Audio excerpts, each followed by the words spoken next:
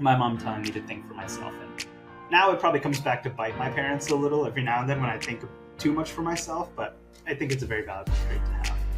Because if you want the life that you want, then most people won't have it. So you can't listen to what most people are saying. You're listening to Ice Cream with Investors, a podcast that is dedicated to teaching you how to better invest your money so that you can live a more intentional life. I'm your host, Matt Four, and it is my goal to teach and empower you to remove the roadblocks to your financial success. Thanks for having me on, Matt. I appreciate it. Absolutely. Well, we like to start with the difficult questions here. What's your favorite ice cream? This one I'm gonna have to think about. Nah, honestly, I know it's coconut. Not a popular opinion, but I love coconut ice cream. So we've had 180 episodes at this point or so. You are the first person to mention coconut, and it's given me this opportunity to go on my rant that coconut's like a very divisive flavor. I personally love coconut, but when you say, hey, I like coconut, people's response is either I absolutely love it or ew. So I'm happy you said coconut. Hell yeah. Yeah, I was at a friend's engagement a few months ago, and that question came up, and I said Coke, and that question didn't come up because I just said that someone liking vanilla ice cream is kind of basic. Yep. Also a hot take. Agreed. Even though it is my second favorite flavor. But, I got a lot of flack for that. And so my friends asked me what I liked in return. And I said coconut, and I did not hear the end of it. So. Yep. Yeah. I mean, I swear, if you lay out a bag of coconut, whatever, at a party, half of the people will be like, I'm glad this is here. And half of the people will not even touch it. Exactly. But I'm glad it's that way. So. Yep. Well, tell our listeners, what's the scoop? What do you do today? Yeah, during the day, I'm a software engineer at Meta. I know that a lot of folks listening are probably in the tech industry also. I used to work at AWS, so very familiar with our world in big tech. And on the side, I run two things. One, building my expertise as an operator. I am a partner at Legacy Acquisitions, where we are a built-to-rent developer. So we'll build single-family homes, 8 to 10 homes per acre, and rent them out with amenities. And we have 500 homes under development there. And then the other business, I think, which we'll touch more on today, is just helping people diversify outside the stock market into alternative private equity investments. Right now, we're focused on real estate, energy, small businesses, and private debt. So that business is Clive Capital. There, I just help primarily tech professionals, a lot from Amazon, a lot from Facebook, etc., and help those folks diversify outside the stock market into these other investments for superior risk-adjusted returns, tax benefits, and the passive income that we're all chasing after so we can do what we're meant to do on this earth. I love it. Well, a man that wears many hats. We might talk a little bit of software. We might talk a little bit of small business too, because that's a space that's kind of catching my eye right now as the baby boomers retire. But take us back. Where did your real estate journey begin? Why did you decide to get into real estate? Yeah, I think it was always in me. When I was a kid, we lived in Denver. And my mom tells me, even when I was 2 years old, the only way to get me to go to sleep was to drive around the downtown of Denver and to get me to look up at the big buildings. Now, fast forward, and looking at big buildings is nice, playing Monopoly is nice, but actually putting those buildings together is a lot more difficult, as you and I both know. So I didn't know anyone who was doing it, and growing up, it was really engineer or doctor for the most part. I mean, I'm sure my parents would have been supportive otherwise, but I can't stand the sight of blood or needles, so I went engineer. And graduated college 2019, read Rich Dad Poor Dad, as a lot of us do, and that got me thinking about real estate because I've always wanted freedom in my life, whether that was to work at W-2, I just wanted to work it on my own terms. So read Rich Dad Poor Dad, thought I should get into real estate, got my realtor's license in March of 2020, actually, got licensed leap day of 2020, February 29th, and 2 weeks later, the market shut down because of COVID. Wow. Ended up selling a few homes and started looking at residential real estate to buy. But luckily, before I went too far down that rabbit hole, on a Reddit thread that my now roommate sent me, because his dad invested into syndications, this guy was talking about buying apartment buildings, and I was like, that's so much cooler than just buying one home at a time, you know. And the fact that it can be passive for a lot of people in our shoes in the tech industry who don't want to pick up a second job. Reached out to that syndicator in September of 2020. But at the time, no one I knew was investing in syndications. So I took the next year to just vet the concept and make sure it wasn't too good to be true. Invested in September of 2021 into 108 apartments in San Antonio. Started seeing the cash flow come in, got my tax returns. And at that point, I was like, if the US government doesn't think this is a scam, then I should be fine. So in January of 2022, I started my company, Clive Capital, focused on helping investors, primarily tech professionals, but other high earners too, passively diversify outside the stock market. So now we have helped investors invest into over 1,000 apartments under renovation, those 500 homes under construction. And I personally invested into my first oil and gas opportunity, some land out in Wyoming. So that's the goal, just help people build a diversified portfolio outside the stock market into all of these different exciting investments. And that's Gotcha. where we are today. Do you remember the Reddit post or the Reddit syndicator? Because like I don't really think of Reddit being the space to go find syndicators, and that's the first time I think I've ever heard that. I do. Yeah, I do know. I mean, you might know him too. It is a small industry. So I do know Yeah, him. Great guy to this day. So interesting, keep in touch. interesting. Yeah. So you never got you have a very different story than most people that I've talked to on the show around. They typically get involved on the single family side, realize that there's some goodness there, but also there's some struggles with that, and then they get involved on the passive side on bigger opportunities. So you didn't do any single family, you just went straight into the passive big stuff? Yeah, I did my due diligence there, but at the end of the day, it's like a lot of the big things is I knew I wanted to go big. Even if I didn't want to start a company, I wanted to think big, right? And so obviously syndications make sense from that perspective. Whether you're passive or active, I would say syndications make sense. The only reason I would advocate against syndications is if you need to have control of your investment. If you personally cannot sleep at night knowing someone else is responsible for your money, which is kind of funny because you have no control in the stock market either, but I don't know, we've been taught, drilled in that it's 8 to 10% per year and don't really question it. But for people who can't sleep at night knowing someone else is managing their money for them, that is the only situation where I would tell someone don't invest in a syndication.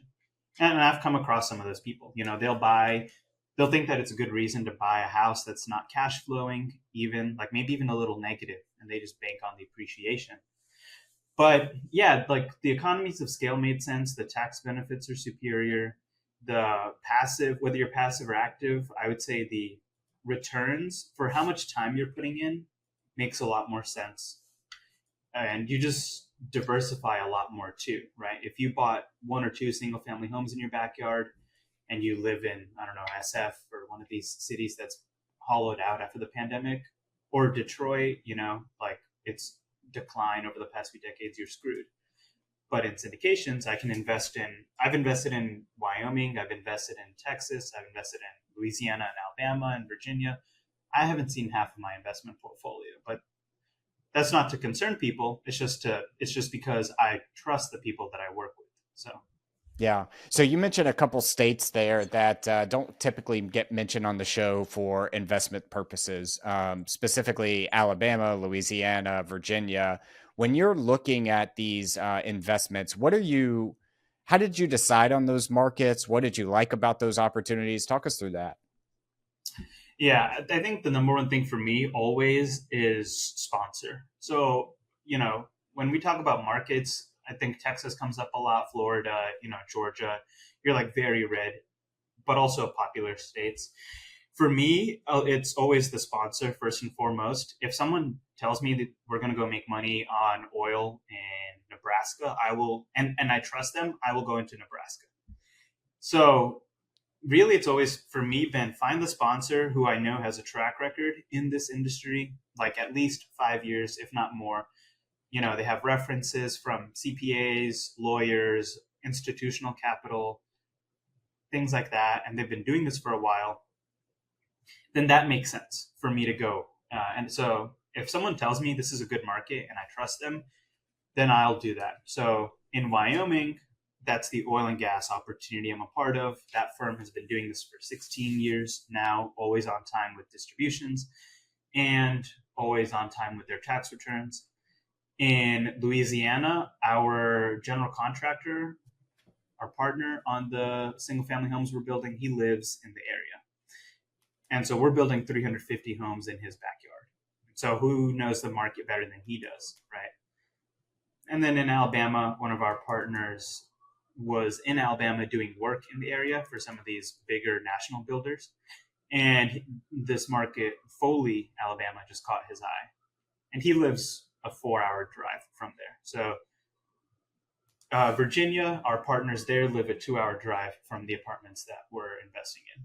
So at the end of the day, it's just me getting comfortable with, for my own sake and for my investors, the people that I'm investing with. So Gotcha. So you're an engineer, so I'm assuming your due diligence process is probably more thorough than me, a typical sales guy on the tech space.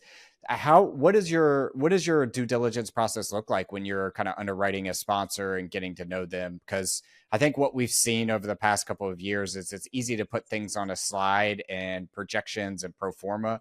But I've never met a pro forma to this day that lasted past the day of the acquisition. There's always going to be something that pops up. So talk us through like your due diligence process when you first encounter a sponsor to get comfortable with them. yeah, and I'll preface this by saying that's a great question because I was in that exact boat when I first invested. It took me a year to get comfortable. I could have probably done it quicker, but yeah, engineers are definitely more skeptical. And that's kind of my avatar. So I would say, like, there's a list of questions that you should ask. And for those of you listening at home, if you go to clivecap.com, CLIVECAP.com /alternative assets, we include a due diligence checklist in there about questions you should be asking anyone that you invest with, an operator, a fund manager. A lot of them is the straightforward things. For the most part, regardless of what you're investing into, you're primarily investing with the person or the group. So a lot of it's, hey, let's go through your past deals. Can you send me your past pitch decks, your past reports where you compare the actual versus your projected returns? Are your tax returns on time? Can you send me testimonials of some of the influential people I mentioned earlier, like CPAs, lawyers, institutional investors, property management companies, etc.? Just professional testimonials. One big thing is like, tell me about a time that a deal went south on you, and how did you communicate that to your investors? What did you do? And just being very upfront with like the performance of the company, what your long-term vision is, why you're doing what you're doing. It's more figuring out who the person is than the numbers. And I say that as an engineer because anyone can throw any sort of numbers at you all day long, right? And a great person, a great sponsor to invest with will take a bad deal, like, a lot of deals right now are under stress. They'll take that deal and they'll see it through and make sure it's a home run. On the other hand, like a bad sponsor, someone who doesn't have your best interests at heart, someone who's dishonest, they'll take a great deal and totally screw it up. So, I think the link I mentioned, the due diligence checklist we put together, has like 75 to 100 questions. But a lot of it is just about getting to know this person's experience, their track record, why they're doing what they're doing, things like that. Let me start with saying I invest in deals that aren't our own, and as well as our own. But one of the things I like to ask sponsors is, tell me about a time when something bad happened, or a property that didn't go as projected. And I'm looking for more than one story there, because I know, being in this space, I have a list of stories as long as a CVS receipt of things that have happened that we didn't expect on a property. And we recently had an issue on one of our property where I'm like, oh my gosh, this is going to be a very difficult conversation. I was losing sleep over it. And what I noticed is of the 30 investors we had in that deal, 28 of them responded positively to the conversation that we had to have, because I said, listen, I'm not trying to hide this. This is a bad situation. We didn't expect this. Here's our plan moving forward. And it was about us actually calling and communicating and telling them all the answers to their questions that they had versus running and hiding from a deal. So I guess what I'm trying to say with this is I like that you focus on what went bad and how did you respond to it? Because in business, as in relationships and partnerships, there's going to be bad things that happen. You can't prevent that. It's how do you react during those bad things? And I know a few friends that are invested in a mutual acquaintance of ours who has gone missing over the past 3 years due to some bad investments. And that's the kind of situation you want to completely avoid, right? Exactly. Yeah. And that's not to say, disclaimer, like obviously all investments carry risk, right? Exactly. Even if it's treasury bills or bonds, like your return is guaranteed, sure, but the government could just print $3 trillion tomorrow or some crazy amount, whatever it is, and completely devalue the worth of your T bills and bonds. So that's to say that all investments carry risk, and you'll have some deals that go great above expectations. You'll have some deals that hit expectations. You'll have some deals, hopefully very few, that miss expectations. So it's all about learning as an investor, doing your due diligence, and then obviously educating yourself and partnering with the right people. Yeah, it's funny you said that because there were 3 investors that wanted us to have like this big long call with them about the situation that I'm mentioning. And at the end of the call, one of them, who is a 7-figure investor with us, basically said, "What'd you learn from this?" And I just outlined, there's 3 things that I took away from this experience that I think we could have done differently. And I'm not saying that, we won't make mistakes in the future, but I am saying that these are 3 lessons that I learned on this that I think we can avoid in the future. And the next week he invested again with us. So I think that's very important for anybody that's in this space as a sponsor, or for anybody in this space that is looking to invest. Always ask that question about what went wrong, because if they don't have anything that went wrong, they either haven't been in business a long time or they're lying to you. I've only been in business for 2.5 years, and even it is like some of the rockiest 2.5 years we've seen in the past decade or two. I already have some stories, so definitely Yeah. make sure you ask that question. Yeah. One of the questions I wanted to ask you was that you're involved in the tech space. You're fortunate enough to be involved in a company that has done remarkably well over the past 10 years, and specifically the amount of time that you've been working there. One of the common themes that we know is that tech professionals have equity in the companies that they work for and work with. So I guess my question is, why aren't you doubling down in software and technology and the space that you know really well and eat and breathe on a day-to-day basis? And why are you looking at these alternative investments like oil and gas and real estate? Yeah, great question. So I would say, yeah, we are in a very fortunate space for sure. Like it is a great problem to have to figure out where should I be allocating my capital towards. So I would say the big reason that I'm looking at alternative investments, even though I'm in the tech space and I could be instead investing in more tech stocks, just loading up on like Nvidia and more Meta, or going into the startup realm, I would say one, like the primary benefits that I see in alternative investments are a handful. One is like the superior risk adjusted returns that we see, right? Typically we'll project anywhere between like 20 to 30% returns on our investments. Now, those are just projections. Anything can happen. I'm just speaking on my experience. Number 2 is tax benefits, right? In real estate, we have a lot of great tax benefits and I'm not a CPA. Real estate has a lot of great tax benefits where your returns from the investment go tax deferred, right? And stock market gains, dividends that you get are taxed at, near income tax level rates. But that's not the case in real estate because of depreciation. Oil and gas is even better because the depreciation losses we get, we can deduct against our W-2 income. So I invested $50,000 into this oil and gas opportunity in November of 2023. My tax return, my tax form says that I lost $42,000 in depreciation. And I can take that against my W 2, which for a lot of high earners who are listening, and for you and me, taxes 25 to 30% of the income that we make is the biggest obstacle to us building long-term wealth. So far we have superior risk-adjusted returns, tax benefits, cash flow, obviously, right? Dividends in the stock market only get you 3 to 4% a year, but cash flow that we see in real estate or oil and gas or small business, whatever it is, like north of like 5 to 10% per year, not including the appreciation. Those are the big ones. And I would say besides that, like one of the things that I like to point out is that investing in alternative investments is passive too. You don't have to become a rocket scientist in investments to learn.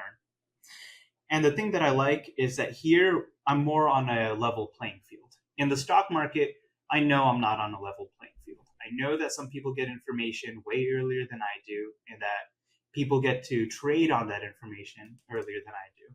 Politicians, influential people, even legally, hedge funds are invested into like light speed cables that will get them instantaneous data. And they have algorithms. I'm not going to compete against an AI in the stock market when I could just compete against other humans in the private equity space until Gen AI, just takes us all over. Yeah. But yeah. Yeah. I mean, a couple things I want to take out of that is one, I love cash flow investing. So we personally have never done any development deals. We don't plan on doing any development deals in the near future. It's not saying that we will never do them. But what I've seen is that people in the development space either are super wealthy or they've gone broke and they live down in a van down by the river. And so why I'm mentioning that is because I believe cash flow helps smooth out the ups and downs in your personal economy. And a couple $100 here and there probably doesn't move the needle for your personal economy. But over time, you start stacking those investments, and now it starts getting up to $5,000, $7,000, $10,000 a month. Like that's not life-changing money, but it is pay your rent, pay your mortgage, pay your car, send your kids to private school kind of money. And also it helps you be more intentional with what you want to do in life, taking that next job because you've got cash flow coming in. The second thing is I had somebody on the show early on who focuses on Silicon Valley startups and helping them prepare for a potential IPO exit or private equity angel exit at some point.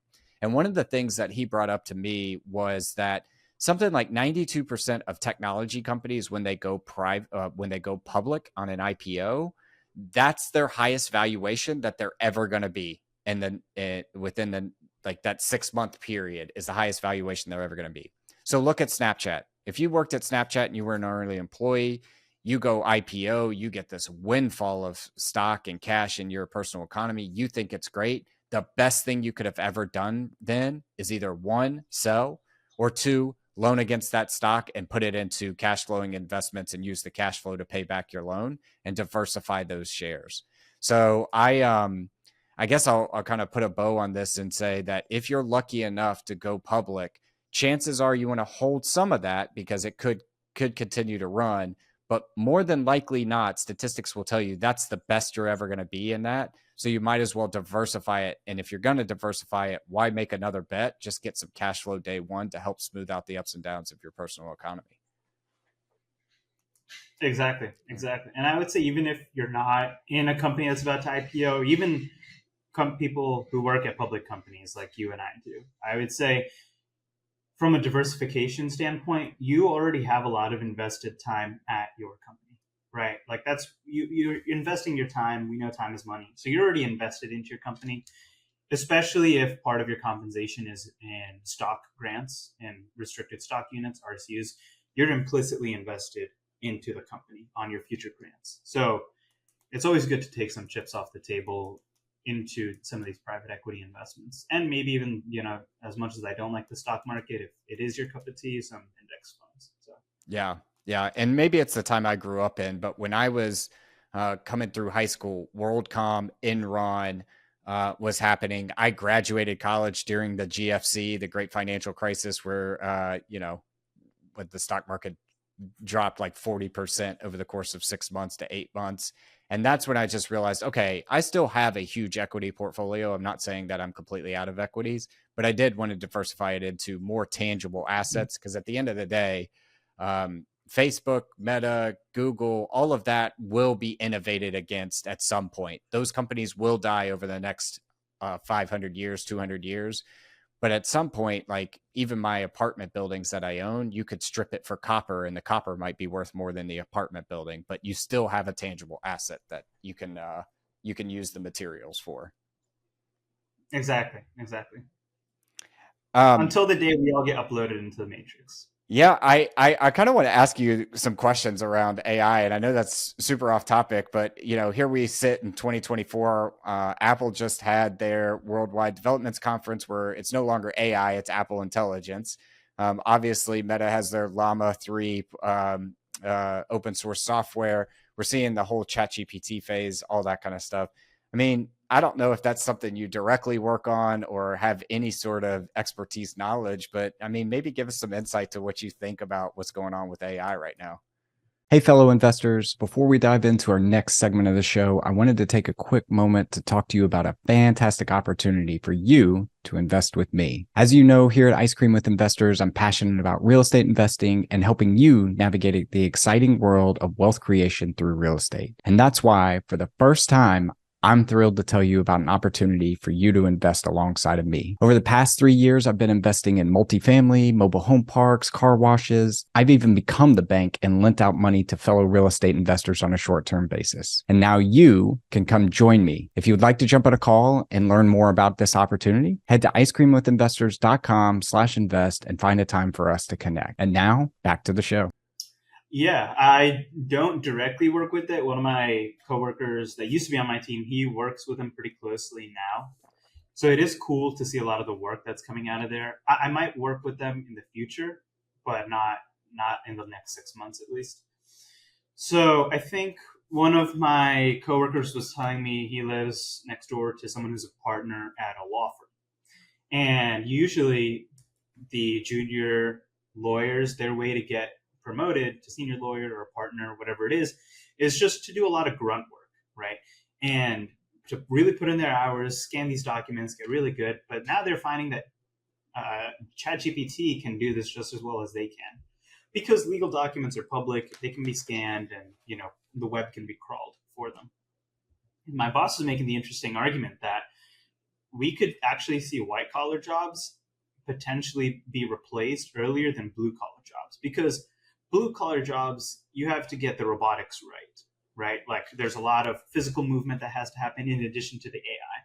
White collar jobs, a lot of the times it's just what's up here. You don't need to do fancy robotics or like 3D limb movements. So that's going to be harder to replace, is what he was saying. Now, I think we don't know how that's going to shake out for humanity, right? We don't know if that's going to put us on the path to universal basic income, where everyone everyone gets their groceries, or if people have to retrain, whatever it is. So I would really say like we are about to see a big shakeup here in our lifetimes, to say the very least, right? I'm not going to say 5 years or 10 years. Sometimes these things happen quicker than you think. Sometimes they happen later. But I think that just goes back to saying like you have to take care of your family and your loved ones in the world, that rapidly changing world that we're living in, right? So AI is going to transform a lot of things, some for the better, some for the worse, depending on how you look at it. And I know that's a very vague answer that people probably don't want to hear, but yeah, a lot of jobs are being automated, and a lot of people are getting free time back. But it's just a matter of time before companies potentially start realizing, hey, we can reduce our workforce a lot quicker. I think like the next $1 billion startup could be just a one-man show, just based on AI, right? Yeah. So just prepare, I would say, right? Take care of your loved ones, check your finances, and make sure you have a backup plan. And I think that's where kind of investing plays into it. And the other part of it is always, like if startups is your thing, like brush up on startups and like how investing in those work. I think there is going to be this AI boom is going to continue. So. Yeah. I think the world is moving faster than it ever has, but slower than it ever will be in the future. So I think a lot of your sentiment around white collar workers being replaced, augmented, supplemented is definitely true. Because if you think about it, going to the robotics example, it's easy to get the first 90% innovation. The last 10% is the most difficult and the slowest. And if you think about it, it's okay if there's a typo on my ChatGPT response that I copy and paste into a legal response, legal document. It is not okay for a software malfunction on a car to do a 50 car pileup and kill 1,000 people. So you're absolutely right there. I want to give listeners a little bit of hope in this, and the fact that one, there's three problems really we're facing in AI today. First is that there's projections that all of the world's knowledge will be uploaded into this AI tool within the next 2 years, and then there is no more knowledge. So it's incumbent upon us as humans to go create more knowledge that can then redefine the algorithm and make it smarter. Now, hopefully it won't be smart enough to kill us before then, but I personally am an optimist and don't think that's true. Two is there's this power concern out there right now, and power being that these AI companies are coming in, Microsoft, Tesla, Meta, Google, and dropping in these data centers and buying all of the power from that power company, local power company, for the next 10 years. And then what are they going to do? Because we still have to heat homes, we still have to light office buildings, we have to power those data centers. So solving that problem is a huge problem, and one of the reasons why I'm a huge fan of renewables. It's not that we're going to get off of oil, it's just that we're going to need more power than we ever have before, and oil is clearly running out of resource. So at a certain point, we're going to expend all that resource.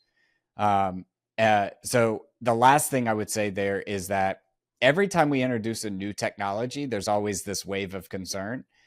When the ATM machine was invented in the 1960s, every banker in the world thought that their job was going to be replaced and that they were going to have to find new jobs.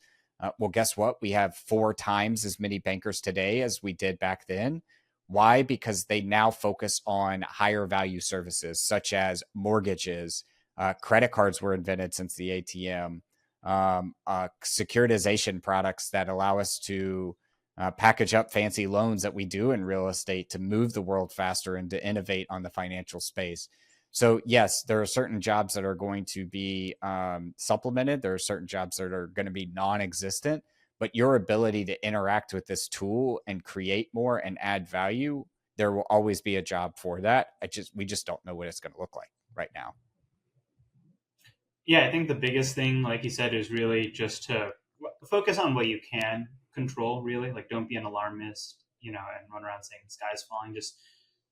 AI is coming, whether you and I wanted to or not. So just figure out how you can fit into that new world where it's a different set of skills that are required, and things like that. Are you using any AI in real estate investing today to supplement some of the stuff that you do?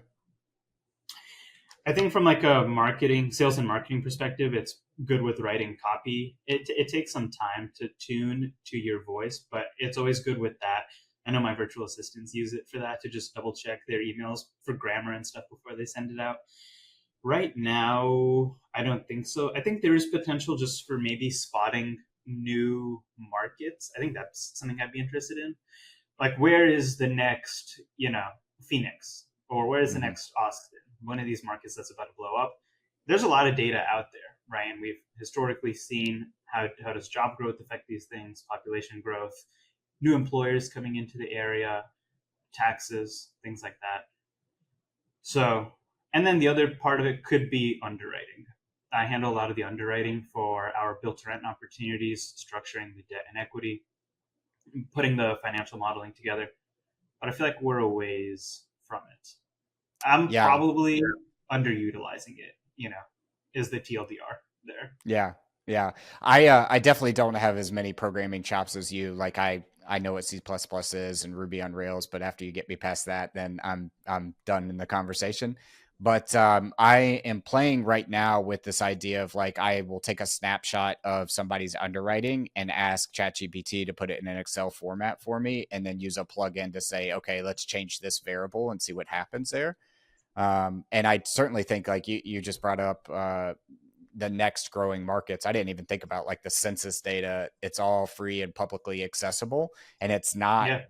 super complicated. You could literally say, go to this website, look at towns that fit this model. They're in the Southeast, they're 50,000 that are growing at a clip of 7% or more, and housing status looks like this, and easily identify that next up and coming market and things like that. So I didn't even think about that. That's a good idea.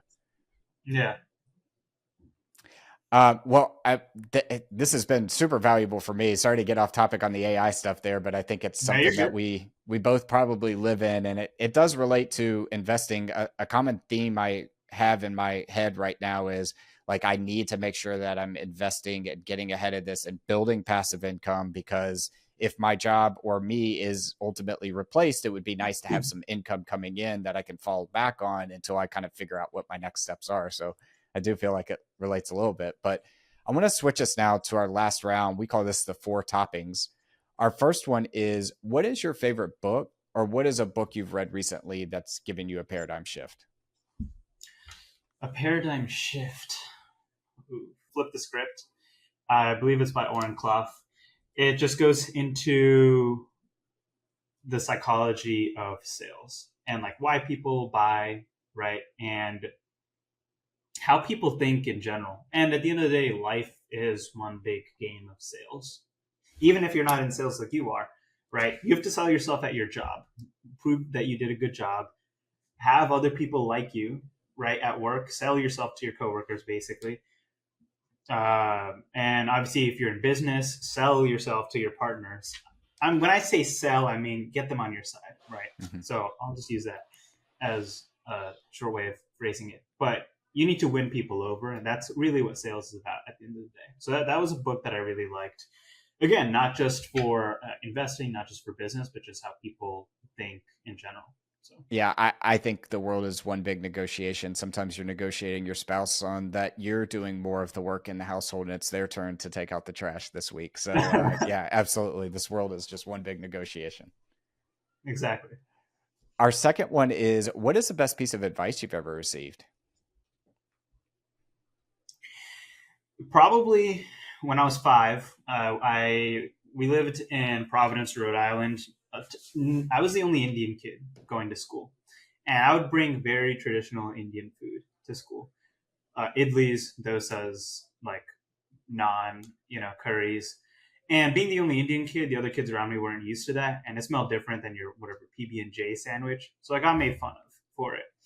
And so when I was 5, I think I came home crying one day to my mom, and I was like, "Could you just pack me a PB&J sandwich like everyone else?" And she was like, "No." Well, no, she didn't say no. She said, "In life, like there are gonna be a lot of people who judge you, and they're not always gonna have your best interests at heart. You always have to do what you think is right.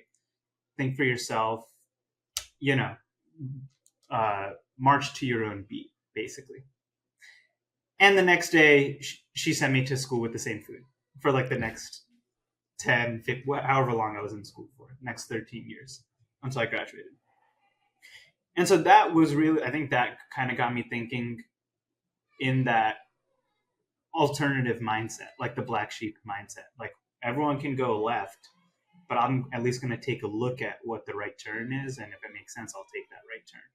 And I think that's applied in a lot of different aspects in my life and how I approach my relationships with people, how I approach my health, and how I approach my wealth too, right? Like this whole ability to, even though no one I knew was investing in private equity investments in these syndications, take the risk, spend a year learning, put my money where my mouth is, and send money to a total stranger I'd never met before. That is a different way to think. And I think that all kind of stems from my mom telling me to think for myself. And now it probably comes back to bite my parents a little every now and then when I think too much for myself. But I think it's a very valuable trait to have. Yeah. Because if I you love want the life that you want, then most people won't have it. So you can't listen to what most people are saying. Our third one is, what are you most proud of in your life? Most proud of? I would probably say, oh man,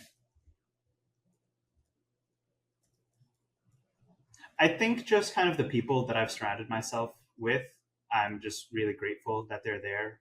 Family, friends, the people that I do business with. That's probably what I'm most proud of because I think one, it's a reflection on who you are as a person, and I can look around myself and even knowing you, we might not talk all that often, but even knowing you, I'm very proud. Like someone who's in the tech space, holding down a W-2 while doing what I'm doing on the side also.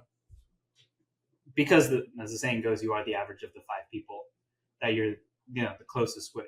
So your network reflects a lot about who you are and vice versa, So I think that's something that I'm really proud of. Yeah, Most proud.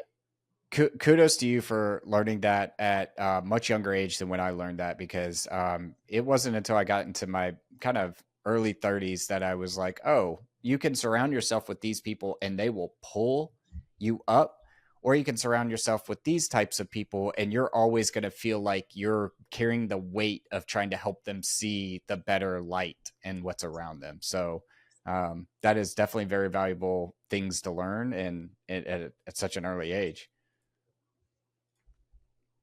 Our fourth and final one is, if you could sit down and eat a bowl of ice cream with anyone, dead or alive, who would it be and why?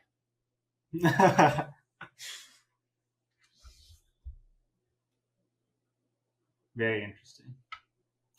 I would say it'd have to be one of two figures that I really respect. I would say either Elon Musk or Warren Buffett, for obvious, very obvious, painfully obvious reasons. My tech background, I've always admired Musk for starting two whole new industries. He didn't start Tesla, like that much I know, for all the Elon Musk haters out there, but he basically brought the like EV vehicle to life, right? And to a certain extent, the renewables too. And then like the fact that he like started SpaceX, and again, I mean, he had a team behind him, but just to take that risk as an entrepreneur, he exited PayPal with, I believe it was 180 million. Most people, if they had under 80 million in their bank account, would screw off to a beach somewhere and you would never hear from them again. He chose to split that money into arguably two of the hardest problems at the time, at least, to solve.